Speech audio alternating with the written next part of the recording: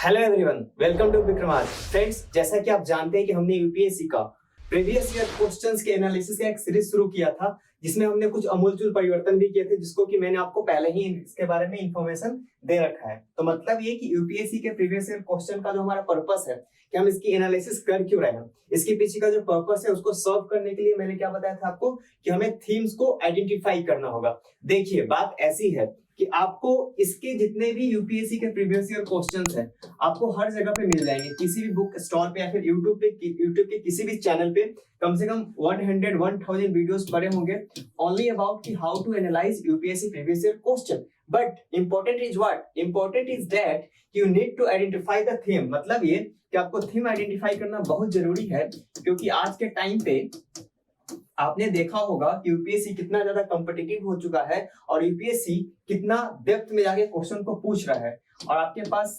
Syllabus काफी समुद्र से भी गहरा और पहाड़ से भी ऊंचा है। तो ऐसे सिचुएशन में जब तक आप थीम को आइडेंटिफाई नहीं करेंगे कि आखिर यूपीएससी के कुछ फेवरेट टॉपिक्स हैं, जब तक आप उस टॉपिक को नहीं समझेंगे तब तक आपको यूपीएससी का प्रीलिम्स जो कि क्वालिफाइंग पेपर है इसको भी पास करना लगभग इम्पॉसिबल हो जाएगा। तो जैसा कि मैंने आपको बताया था कि Buddhism, Vijayanagar empire, Mughal period या फिर दिल्ली सल्तनत से कुछ ऐसे क्वेश्चंस जहां से एडमिनिस्ट्रेशन या फिर लिटरेचर से क्वेश्चन पूछता है यूपीएससी, उसी तरीके से ज्योग्राफी मैंने आपको बताया कि यूपीएससी के कुछ ऐसे एरियाज हैं, ऐसे स्फीयर्स हैं जहां से सिर्फ वो क्वेश्चन पूछता ही पूछता है। उसके साथ ही साथ साइंस एंड टेक से, जैसे कि मैंने बायोलॉजी में आपको बताया था क्वेश्चन सेल से रिलेटेड, कि सेल से क्वेश्चन उसका हर ईच एंड एवरी ईयर अगर आप देखेंगे तो सेल से रिलेटेड क्वेश्चन आता ही आता है, और वो क्वेश्चंस काफी ज्यादा बेसिक होते हैं। इवन मैंने आपको एक और पिछले लेक्चर में, मेडिटेरियन के लेक्चर में बताया था कि कैसे यूपीएससी ने ऑप्शन को रिपीट कर दिया था। मतलब ये कि अगर आप 2017 में पेपर देने जाते और अगर आप 15 करने का मतलब यहाँ पे 2015 है, अगर आपने सिर्फ ऑप्शन को अच्छे से एनालाइज कर लिया होता, सिर्फ ऑप्शन को अच्छे से पढ़ लिया होता, तो आपका ये 17 का क्वेश्चन बिल्कुल करेक्ट हो गया होता। कहने का मेरा मतलब ये है कि आपको एनालिसिस की बहुत सख्त जरूरत है, जिसको सॉल्व करने के लिए हम इस लेक्चर में आपके सामने उपस्थित हुए। तो चलिए शुरू करते हैं अपने इस सेशन का पहला क्वेश्चन को देखते हैं। तो आज हमने एंशिएंट इंडिया के टॉपिक से क्वेश्चन को लिया है, और ये इंडस वैली सिविलाइजेशन से क्वेश्चन को हम लोगों ने पिक किया है। देखिए, इंडस वैली सिविलाइजेशन एक काफी ज्यादा वास्ट एरिया है, बहुत कुछ चीजें हैं उसमें जानने को और पढ़ने को, लेकिन आपको ये समझना होगा कि यूपीएससी कहां से क्वेश्चन पूछता है, यूपीएससी का पूछने का नजरिया क्या है। यूपीएससी अगर क्वेश्चन पूछ रहा है इंडस वैली सिविलाइजेशन से, तो आखिर वो कौन कौन से टॉपिक है जहां से हर बार वो क्वेश्चन पूछ रहा है। जैसे कि आज मैं आपके सामने लेकर आया हूँ 2019 का एक क्वेश्चन है, जिसमें को साइट के बारे में पूछ रहा, मतलब है कि हड़प्पन साइट्स। आपको पता है कि इंडस वैली सिविलाइजेशन को हड़प्पन सिविलाइजेशन के नाम से भी जानते हैं। ऐसा क्यों? हड़प्पन सिविलाइजेशन के नाम से इसलिए जानते हैं क्योंकि हड़प्पा जो सिटी था वो इंडस वैली सिविलाइजेशन का सबसे लार्जेस्ट सिटी हुआ करता था उन दिनों, इस वजह से इसका नाम हम लोग हड़प्पन सिविलाइजेशन भी बोलते हैं। तो पेपर में अगर हड़प्पन सिविलाइजेशन आ जाए तो आपको कंफ्यूज होने की जरूरत नहीं है, आप इसको आईबीसी से ही लिंक करेंगे, मतलब ही इंडस वैली सिविलाइजेशन। तो चलिए क्वेश्चंस को पढ़ते हैं, क्वेश्चन को पढ़ते हैं और उसके ऑप्शन को देखते हैं। तो जैसा कि क्वेश्चन में पूछ रहा है कि आपको बताना है कि इसमें से कौन सा ऐसा साइट है, निम्नलिखित दिए हुए साइट्स में से कौन से साइट है जो कि हड़प्पन सिविलाइजेशन के साथ अपने एसोसिएशन को एस्टेब्लिश नहीं करता है। सबसे पहले चंद्रहुद्रो, कोटडीजी, सोहगोड़ा और देसलपुर। आपको जैसा कि पता होगा, आप लोगों ने इजीली एलिमिनेट कर लिया होगा अगर आप 2019 के पेपर में बैठते हैं, तो चंद्रहुद्रो और कोटडीजी ये तो इजीली आप लोगों ने एलिमिनेट कर लिया होगा, लेकिन देसलपुर और ऑप्शन सी और ऑप्शन डी में आपको कंफ्यूजन हुआ होगा। खैर, correct answer is what? Correct answer is option C. लेकिन मैं फिर से आपको बोल रहा हूँ, answer is not important. Answer is important इसलिए नहीं है क्योंकि आपको इसका सोल्यूशन हर जगह अवेलेबल होगा। Important is what? Important is analysis. अब चलिए समझते हैं इसके एनालिसिस में क्या है।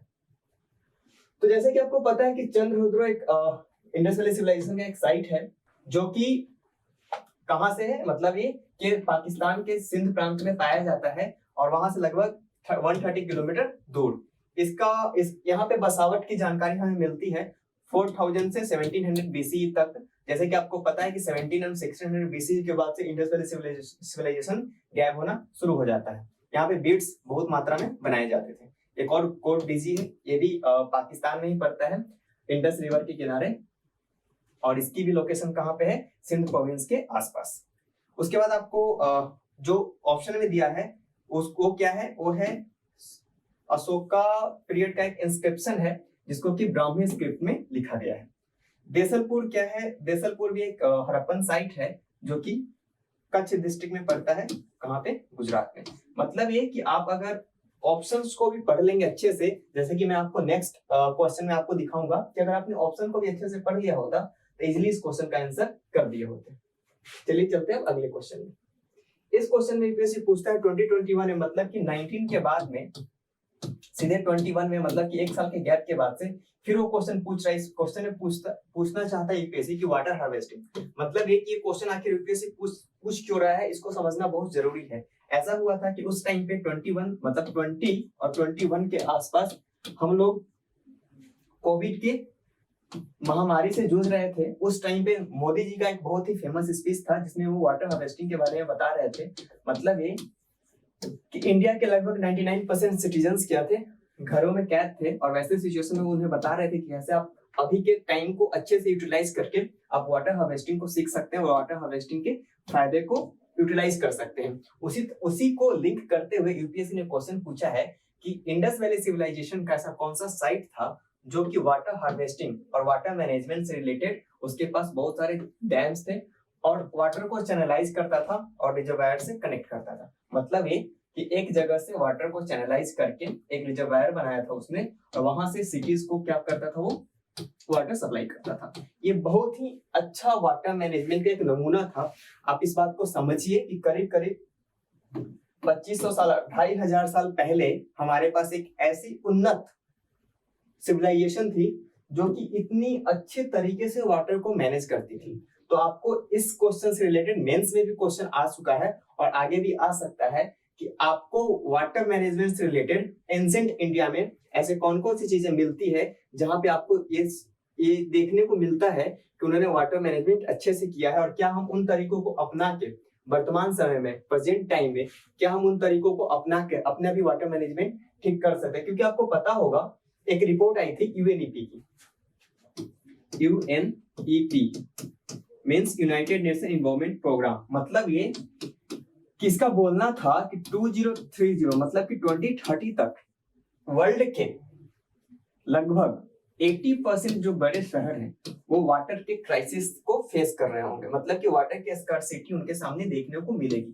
तो वैसे समय में जब इतनी सारी चीजें हो रही है वाटर मैनेजमेंट और रेन वाटर हार्वेस्टिंग से रिलेटेड, तो आपके लिए इंपॉर्टेंट हो जाता है कि क्यों ना इसको अच्छे से पढ़ा जाए और हम इन चीजों को समझे कि आखिर हमारा जो एंशिएंट टाइम था उस टाइम पे हम कैसे अपने शहरों को प्रिजर्व करके रखते थे, अपने शहरों को सुरक्षित रखते थे ताकि किसी भी तरह की चीजों को हमको सामना ना करना पड़े। इसमें ऑप्शन ये है धौलावीरा, कालीबंगन, राखीगढ़ी और रोपर। जैसे कि आपको पता है कि Dholavira is the right answer, और ये क्वेश्चन थोड़ा इजी भी था क्योंकि वाटर मैनेजमेंट को लेकर धौलावीरा के बारे में काफी ज्यादा पहले भी चर्चा हो चुका है। चलिए अब समझते हैं इसके एनालिसिस की तरफ बढ़ते हैं। उसके एनालिसिस की तरफ बढ़ने से पहले मैं आपको एक और चीज बता दूं कि आपको ना यूपीएससी, मैं वो क्वेश्चन भी लेकर आऊंगा आपके सामने जहां पे यूपीएससी क्या करता है, यूपीएससी करता ये है कि वो आपके सामने कुछ ऐसे प्रश्न रख देगा जिसका आपसे पूछेगा कि बताओ ईस्ट से वेस्ट की तरफ और वेस्ट से ईस्ट की तरफ, या फिर नॉर्थ से साउथ की तरफ, या फिर साउथ के नॉर्थ की तरफ क्रोनोलॉजिकल ऑर्डर में इन सिटीज को, या फिर यूं कहें इन साइट्स को अरेंज करो इंडस वैली सिविलाइजेशन का, आईवीसी का। तो इसके लिए आपको मैप्स की अंडरस्टैंडिंग बहुत जरूरी है कि इंडस वैली सिविलाइजेशन में मैप्स में कैसे कैसे दिखाया गया है कौन कौन से सिटीज को। जैसे कि आप यहाँ देख सकते हैं मांडा, आप हड़प्पा देखने को मिलेगा, रोपर देखने को मिलेगा। अगर आपको एनालिसिस करना पड़े कि सबसे पहले नॉर्थ से अगर हम कंसीडर करें तो नॉर्थ से सबसे पहले कौन आएगा मांडा के बाद, रोपर या फिर हड़प्पा। तो आपको देखने को मिलेगा कि रोपर ऊपर है, हड़प्पा उसके नीचे। उसके बाद बनवाली, राखीगढ़ी, मोहनजोदारो, कोर्टेजी, चंद्रभुद्रो जो अभी हमारे ऑप्शन में भी था, धौलावीरा, सुरकोटदा, लोथल। तो इस तरीके से आपको सारे सिटीज देखने को मिलेंगे या फिर साइट्स देखने को मिलेंगे। तो आपको ये भी समझ लेना बहुत जरूरी है, अगर आप चाहें तो इसका स्क्रीनशॉट ले लें और इसको बार बार रिवाइज करें और ये आपके ऑप्शंस जैसे ही आए आपको इजिली आपको समझ में आ जाएगा, या तो नॉर्थ से साउथ की तरफ या तो वेस्ट से ईस्ट की तरफ। अगर ये अरेंज करने को बोल दे तो आप इजिली इसको अरेंज कर सकते हैं। तो चलिए अब अभी एक्सप्लेनेशन की बात करते हैं। जैसा कि उसने पूछा था कि ऐसे कौन कौन से साइट्स से ऐसे मतलब water harvesting, rain water harvesting के साक्ष्य मिले हैं। तो उस कंडीशन में आपको क्या होगा कि आपको सारे साइट्स के एटलीस्ट जो ऑप्शन में दिया, क्योंकि मैंने आपको बताया है कि यूपीएससी क्या करता है, ऑप्शन को भी रिपीट कर देता है। तो जो ऑप्शन में दिया है एटलीस्ट उसके जो एक्सप्लिकेशन हुए थे उसके समझ लेते हैं हम पहले कि उसमें क्या क्या वहां से हमें मिला था। सबसे पहले 45 town, lower 45 town. Lower 45 town का क्या मतलब हो गया कि जैसे आपको पता है कि इंडस वैली सिविलाइजेशन में क्या करते थे वो लोग, जब इंडस वैली सिविलाइजेशन में क्या करते थे तो दो तरीके के उन लोगों का फोर्टिफिकेशन होता था। एक सिटाडेल होता था जो कि थोड़ी ऊंचाई पे होती थी और नीचे में छोटे, मतलब कि यहाँ पे जो प्रिविलेज क्लास के लोग थे वो रहते थे, यहाँ पे लोअर क्लास के लोग रहते थे। ऐसा हिस्टोरियंस का मानना है कि कास्ट सिस्टम जैसी कोई चीज वहां पे थी नहीं, लेकिन हिस्टोरियंस ये बोलते हैं कि इनकम के आधार पे, मतलब कि आमदनी के आधार पे वहां पे डिवीजन जरूर रहा होगा, तभी सिटाडेल बनाया था उन लोगों ने। और वहां पे जो उस समाज के अमीर लोग, संपन्न लोग रहते थे और नीचे वर्कर क्लास के लोग रहा करते थे। उसके बाद फायर अल्टर, मतलब कि यज्ञ की कोई चीज वहां पे मिली है और यज्ञ की चीज से मतलब कि ऐसा प्रतीत होता है कि वो लोग वहां पे उन लोगों का कनेक्शन आर्यन से भी रहा होगा। जैसे कि हम पढ़ते हैं कि इंडस वैली सिविलाइजेशन के बाद आर्यंस आए थे और उन्होंने यज्ञ जैसी चीजों को इंट्रोड्यूस किया था। लेकिन फायर अल्टर का मिलना ये प्रूफ करता है कि वो लोग यज्ञ भी किया करते थे, धार्मिक अनुष्ठान टाइप का, रिलीजियस रिचुअल्स। लकड़ी का ड्रेनेज सिस्टम मिला है, कॉपर का ऑक्स मिला है, और क्या अर्थक्वेक का भी एविडेंस हमको वहां देखने को मिला है। लकड़ी का एक हल मिला है और कैमल्स का बोन मिला, मतलब है कि वहां पे ऊंट भी पाए जाते थे उन दिनों। वहीं अगर हम बात करें रोपर की, तो रोपर कहाँ पड़ता है, पंजाब में। और यहाँ पे क्या मिला है, बिल्डिंग्स मिले हैं स्वैल और स्टोन के।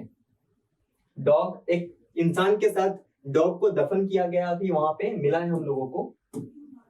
मतलब कि उसको दफन करते समय जब मालिक की मृत्यु हो जाती होगी वहां पे, तो उसके साथ उसके कुत्ते को भी दफन कर दिया जाता होगा। जैसे कि आपको ओल्ड मिस्र में, जिसको कि हम इजिप्ट के नाम से जानते हैं, वहां पे आपको देखने को मिलता है कि वहां पे ममीज का कंसेप्ट है। मैं ममी मूवी की बात नहीं कर रहा हूँ, मैं ममी की बात कर रहा हूँ। जब इंसान की मृत्यु हो जाती थी तो उसके बॉडी में कुछ ऐसे वो लेप लगाते थे, कुछ ऐसे वो लिक्विड लगाते थे जिससे कि वो प्रिजर्व रहता था बहुत दिनों। ये एक्चुअली जो वहाँ के राजे महाराजे होते थे उनके साथ किया जाता था। तो जब उनको उनके ममीज बनाई जाती थी, जब उनको दफन किया जाता था, तो क्या करते थे वो लोग कि उनके साथ उनकी जो पसंद की जो चीजें थी उसको भी उसके साथ दफन कर देते थे। और कई जगहों पे तो ये भी देखने को मिला है कि उनके जो नौकर होते थे उनको भी उनके साथ दफन कर देते थे वो लोग, क्योंकि एंशिएंट इजिप्ट के लोगों का मानना था कि मृत्यु के बाद भी जीवन होता है। और वहां पे जो उनको दिनचर्या के काम में जिन लोगों की जरूरत होगी वो ये नौकर उनका हेल्प करेगा।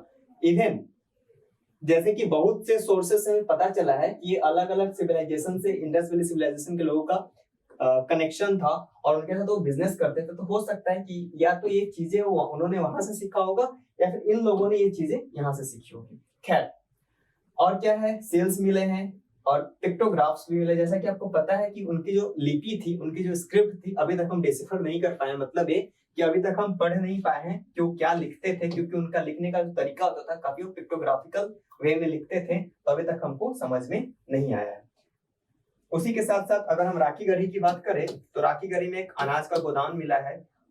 खिलौने मिले हैं बच्चों के, जैसे कि mini wells, miniatures, ceilings balls और अलग अलग जानवर के फिगर्स, मतलब उनके खिलौने के लिए उनको मिला है। मतलब इससे पता चलता है कि वहां पे टॉय का कल्चर था, मतलब ये कि बच्चों के पास खिलौने थे। तो फ्रेंड्स, ये था आज का हमारा एनालिसिस। अब अगले सीरीज में हम आएंगे, इसी सीरीज के अगले सेशन में आएंगे, जहां पे हम आपको बताएंगे किसी और सब्जेक्ट से रिलेटेड थीम्स बाय क्वेश्चंस, और आपको बताएंगे कि कैसे आपके क्वेश्चंस के साथ साथ आपके ऑप्शन भी इंपॉर्टेंट है। और इन क्वेश्चन को अच्छे से कर लिया तो एटलीस्ट 10 टू 12 क्वेश्चन तो आपके यहाँ से रिपीट हो ही जाएंगे, यहाँ से नहीं होंगे तो एटलीस्ट फेरियल नॉलेज से आप इस क्वेश्चन को करेक्ट कर ही लोगे। तो फ्रेंड्स ये था आज हमारा आज का सेशन। अब मिलते हैं नेक्स्ट सेशन में। Thank you very much.